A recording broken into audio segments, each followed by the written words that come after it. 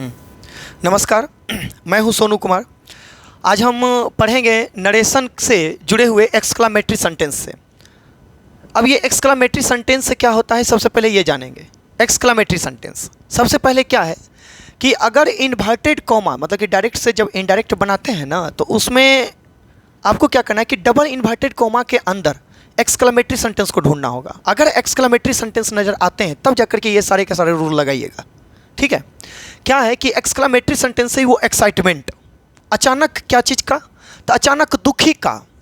तो दुखी अगर नज़र आएगा, अगर दुख है, ठीक है, तो आपको क्या करना है कि सोरो का प्रयोग करना है। किसके बदले? तो रिपोर्टिंग वर्ब के बदले। ठीक है, हम आपको इससे जो है इससे पिछले वाले जितने भी नरेशन का है type bye type, step by step जो है हम वीडियो सेंड करते जा रहे हैं। देखिए क्या है कि अगर दुखी नज़र आएगा तो सोरो का प्रयोग, और हर्ष और खुशी रहेगा तो उसके बदले रिपोर्टिंग वर्ब जॉय का प्रयोग कर दीजिएगा। अगर पश्चाताप रहेगा तो रिग्रेट का प्रयोग कर दीजिएगा। आश्चर्य की बात रहेगा तो सरप्राइज कर दीजिएगा। बात समझ में आ गया? ठीक है, जैसा रहता है इन्वर्टेड कॉमा के अंदर उस वाक्य के अर्थ के अनुसार हम रिपोर्टिंग वर्ब का प्रयोग हम करते हैं। Reporting verb. अब बात यहाँ पर समझिए, तो स्टेप बाय स्टेप कैसे समझना है। तो सबसे पहला स्टेप ये है कि अगर जैसे कि अगर कोई सेंटेंस रिपोर्टिंग वर्ब, जैसे क्या लिखा हुआ है, पहला स्टेप क्या है कि रिपोर्टिंग वर्ब को एक्सक्लेम्ड विथ के साथ, अगर यदि इन्वर्टेड कॉमा के अंदर दुखी है ना, दुखी है, विषाद है, तो इसको क्या करेंगे, सोरो का प्रयोग कर देंगे। अगर यदि खुशियां है तो एक्सक्लेम्ड विथ जॉय कर देंगे। अगर यदि पश्चाताप है तो एक्सक्लेम्ड विथ रिग्रेट कर देंगे। आश्चर्य की बात है तो एक्सक्लेम्ड विथ सरप्राइज कर देंगे। जितने भी हैं सबके साथ जो है हम एक्सक्लेमेटरी सेंटेंस में एक्सक्लेम्ड विथ का प्रयोग हम करेंगे। बात समझ आ गया?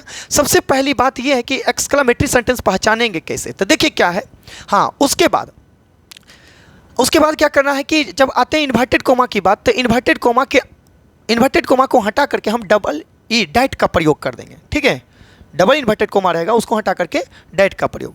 और उसके बाद उस वाक्य में ओ, आ या फिर अलास, हुर्रे, ब्रावो, ये सभी अगर प्रयोग रहेगा छोटा छोटा सा वर्ड टाइप में एक्सक्लेमेशन साइन दे करके, ठीक है, तो उस सभी को हटा देना है। अच्छा, एक्सक्लेमेटरी सेंटेंस को अंत में क्या करना है, असर्टिव में बदल देना है। और उसके बाद ये जो सामान्य नियम है, change of person, change of time and tense, जो कि हम बताए हैं, उसके अनुसार बदलना है। अब बात यहाँ पर ये समझिए, जैसे कि एक प्रश्न है, जैसे क्या है कि जो इन्वर्टेड, इससे पहले वाले वीडियो में भी बताए थे। देखिए क्या है कि इन्वर्टेड कॉमा के बाहर जो रहता है उसको कहते हैं रिपोर्टिंग। ठीक है, तो ये रिपोर्टिंग सब्जेक्ट, रिपोर्टिंग वर्ब। अच्छा, इन्वर्टेड कॉमा के अंदर कैसा वाक्य है, तो देखिए एक्सक्लेमेटरी सेंटेंस है। जैसे देखिएगा एक्सक्लेमेटरी सेंटेंस में एक असर्टिव टाइप का एक फुल स्टॉप रहेगा। ठीक है, उसके बाद एक छोटा सा इसके आगे या इसके पीछे, यही अलास पीछे भी जा सकता है या फिर आगे भी है, और उसके बाद एक्सक्लेमेशन साइन, अलास रहे, ऑफ रहे, या फिर हुर्रे रहे, ब्रावो रहे, ये सभी वर्ड का प्रयोग होगा। समझ लीजिए कि वो एक्सक्लेमेटरी सेंटेंस है। समझ गए? जब अगर यदि आपको डायरेक्ट स्पीच में इन्वर्टेड कॉमा के अंदर एक्सक्लेमेटरी सेंटेंस आ गया तो उसको इनडायरेक्ट स्पीच कैसे बनाते हैं, जरा गौर से समझिएगा। सबसे पहले क्या है रूल? सबसे पहले रूल यही है कि रिपोर्टिंग वर्ब को, ये रिपोर्टिंग है, तो रिपोर्टिंग वर्ब को एक्सक्लेम्ड विथ के साथ हम इस वाक्य के अर्थ के अनुसार चेंज करेंगे। तो क्या है कि रिपोर्टिंग सब्जेक्ट को चेंज नहीं किया जाता है, तो आप कुछ भी चेंज मत कीजिए। पंकज लिखा हुआ है, पंकज कीजिए। ठीक है, उसके बाद रिपोर्टिंग वर्ब की बारी। तो रिपोर्टिंग वर्ब किसके अनुसार, ये रिपोर्टेड स्पीच जो है इस वाक्य में, इस वाक्य का क्या अर्थ है उसके अनुसार। तो क्या है, अलास, मतलब कोई भी व्यक्ति अगर दुख होकर के बोलता है तो अलास वर्ड का प्रयोग करता है इंग्लिश में। आई एम रुइंड, मतलब मैं बर्बाद हो गया। अब बताइए, कोई भी व्यक्ति बर्बाद होता है तो ऐसा थोड़ी कि खुशी में बोलता है बर्बाद, वो दुख में ही बोलेगा। ठीक है, जब दुखी है तो यहाँ पर सोरो का प्रयोग कर देंगे। किसके साथ? एक्सक्लेम्ड विथ के साथ, है ना, एक्सक्लेम्ड विथ। तो यहाँ पर क्या करेंगे, एक्सक्लेम्ड विथ, EXCLAIMED, पास्ट में है, पास्ट कर दिए। एक्सक्लेम्ड विथ, दुखी है ना, तो यहाँ पर सोरो। अगर यदि खुशियाँ रहता तो जॉय। ठीक है, आश्चर्य की बात रहता सरप्राइज, पश्चाताप रहता तो रिग्रेट कर देते। यहाँ पर दुखी है तो यहाँ पर क्या करेंगे, सोरो, SORROW। बात समझ में आ गया? उसके बाद क्या आता है, डबल इन्वर्टेड, ये तो बदल गया exclaimed with. Double inverted comma के बदले एक्सक्लेमेटरी सेंटेंस में क्या हो जाता है, डैट का प्रयोग होता है। यहाँ पर डैट कर दीजिए। चलिए अगला क्या है, ओ, आ हो गया, अलास हो गया, हुर्रे, ब्रावो, ये सभी चीज़ का प्रयोग नहीं होता है, उसको हटा देना है। तो ये सभी जो है हट जाएगा, ठीक है। तो ये जैसे ही हटेगा तो क्या बचा, ये वाला आई एम रूइंड। ध्यान से सुनिएगा। तब इसको क्या करना है कि सामान्य नियम है ना, एक्सक्लामेटरी को एसर्टिव में बदलती है। एक्सक्लामेटरी था, इसको एसर्टिव में बदलें। एसर्टिव का स्ट्रक्चर क्या होता है, सबसे पहले सब्जेक्ट कैसे करना है कि सामान्य नियम हम आपको बताए थे कि ये क्या है, फर्स्ट पर्सन। अब फर्स्ट पर्सन कैसे बदलिएगा, तो हम बोले थे कि ऐसे करके लिख दीजिएगा 1 2 3 SON। इसको रिपोर्टिंग, इसको रिपोर्टेड मांगिएगा, इसको रिपोर्टिंग मानिएगा, ठीक है। तो ये फर्स्ट पर्सन सब्जेक्ट के अनुसार रिपोर्टिंग के, तो फर्स्ट पर्सन रिपोर्टिंग के सब्जेक्ट के अनुसार पंकज है। अब पंकज क्या है, लड़का, तो उसके लिए क्या होगा, प्रोनाउन ही का प्रयोग होगा, ठीक है। नॉमिनेटिव केस के रूप में ही का प्रयोग कर दिए। उसके बाद यहाँ पर टाइम एंड टेंस की बात आती है, तो वो भी नियम चेंज होता है। कैसे, अगर इधर पास्ट है, ध्यान से सुनिए, रिपोर्टिंग अगर पास्ट है तो उधर वाला भी आपको पास्ट करना पड़ेगा।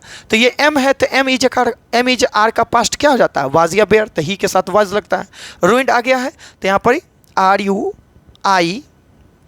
RUINED। बात समझ में आ गया। चलिए उसी पर आधारित हम अब दूसरा क्वेश्चन को देखते हैं। सबसे पहले प्रश्न को पढ़ेंगे। They said bravo we have won the match, मतलब कि उसने कहा, उन लोगों ने कहा, क्या कहा कि हमने मैच जीत ली है। बात समझ में आ गया। अब बताइए कि ये है रिपोर्टिंग, ये है रिपोर्टेड। रिपोर्टेड स्पीच से हमको क्या अर्थ नजर आ रहा है, कोई भी व्यक्ति अगर मैच जीतता है तो थोड़ी वो उदास हो जाता है, वो क्या मनाता है, खुशियां मनाता है। खुशियां मनाता है तो इसका क्या करेंगे, जॉय का प्रयोग करेंगे। यहाँ पर देखिए खुशियां है तो जॉय का प्रयोग। एक्सक्लामेटरी सेंटेंस है, कैसे, एक्सक्लामेशन साइन भी ऊपर से फुल स्टॉप के रूप में भी आया है, एक्सक्लामेटरी सेंटेंस है, ठीक है। तो कैसे करेंगे, तो रिपोर्टिंग सब्जेक्ट कोई चेंज नहीं, रिपोर्टिंग वर्ब चेंज होता है किसके अनुसार, ये रिपोर्टेड स्पीच में जो वाक्य है, कैसा वाक्य है, we have won the match, हमने मैच जीत लिया है, ब्रावो। इसका मतलब ये हुआ कि ये वाक्य खुशी वाला बात बता रहा है, तो हम एक्सक्लामेटरी सेंटेंस एक्सक्लेम्ड विथ कर दीजिए, EXCLAIMED, एक्सक्लेम्ड के साथ क्या लगाइए, विथ लगाइए। और क्या भावना दे रहा है, ये भावना खुशियों का है, तो हम यहाँ पर क्या करेंगे, जॉय कर देंगे। आश्चर्य रहता, सरप्राइज कर देते, ठीक है। इस तरह से हम करें। पश्चाताप रहता, रिग्रेट कर देते, ये बात है। अच्छा, उसके बाद क्या आ जाता है, double inverted. Double inverted coma में क्या करना है कि रूल नंबर 2 में क्या लिखवाए हैं कि डबल इन्वर्टेड कोमा के बदले हम यहाँ पर क्या करेंगे, डाइट का प्रयोग करेंगे। बात समझ में आ गया। उसके बाद क्या है, ओ आ, उसके बाद अलास, हुर्रे, ब्रावो, ये सभी का प्रयोग हटा देना है। देखिए शुरू में रहे या लास्ट में रहे, उसका प्रयोग हटा दीजिए, सिंपल सी बात है, इनडायरेक्ट स्पीच में, ठीक है।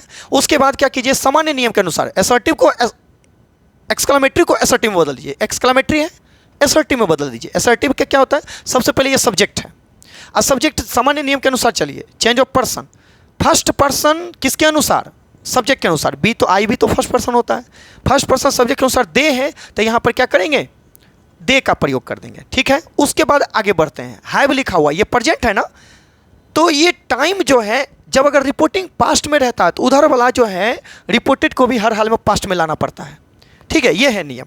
तो आपका क्या है, इधर पास्ट तो हैव का पास्ट क्या हो जाता है, हाइड, तो यहाँ पर क्या करेंगे, हाइड। बोन है तो यहाँ पर क्या करेंगे, वॉन। उसके बाद the match, third person, no change, the match. इस तरह से आपके सारे के सारे प्रश्न बनने शुरू हो जाएंगे, ठीक है। एक बात और, इससे जुड़ा हुआ आप इसको चाहिए तो आप इसको उतार भी सकते हैं, लिख भी लीजिएगा, और इस तरह के एक्सक्लामेटरी सेंटेंस आपका बहुत फायदा करेगा। एक बात और, क्लास 12th वाले में जो है एक ना एक प्रश्न जो है एक्सक्लामेटरी सेंटेंस से नरेशन बनाने को दे ही देता है। तो आपको क्या करना है कि इसको अच्छा से पढ़ लेना है। एक्सक्लामेटरी सेंटेंस पहले पहचानिएगा कि हाँ ये एक्सक्लामेटरी है कि नहीं, अगर एक्सक्लामेटरी है तो हम ये सारा का सारा नियम हम पढ़ेंगे। बात समझ में आ गया। उसके बाद इससे जुड़ा हुआ, ये तो 2 ही प्रश्न दिए हैं ना, इससे जुड़ा हुआ जितने भी प्रश्न हैं सारे के सारे जो है टेलीग्राम पर हम क्वेश्चन करवाते हैं, ठीक है। आप इसको पढ़ लीजिए और टेलीग्राम पर क्यूज लगाइए। और हाँ, टेलीग्राम पे जो क्यूज होता है उसका लिंक इस वीडियो के लिंक में हम डिस्क्रिप्शन में हम डाल देंगे, ठीक है। अब वहाँ से भी टेलीग्राम आप मेरा ज्वाइन हो सकते हैं। इस तरह से ये सारे के सारे बनेंगे। और हाँ एक बात और, ये नरेशन है, नरेशन का जितना भी होगा topic by topic her video को हम कोशिश करेंगे कि आप लोगों तक पहुँचाएँ। इसलिए आप मेरे यूट्यूब चैनल को सब्सक्राइब कर लीजिए और थोड़ा सा सपोर्ट कीजिए। इस तरह से है, बाकी क्यूज होता है तो आप लोग क्यूज कर लीजिएगा। धन्यवाद।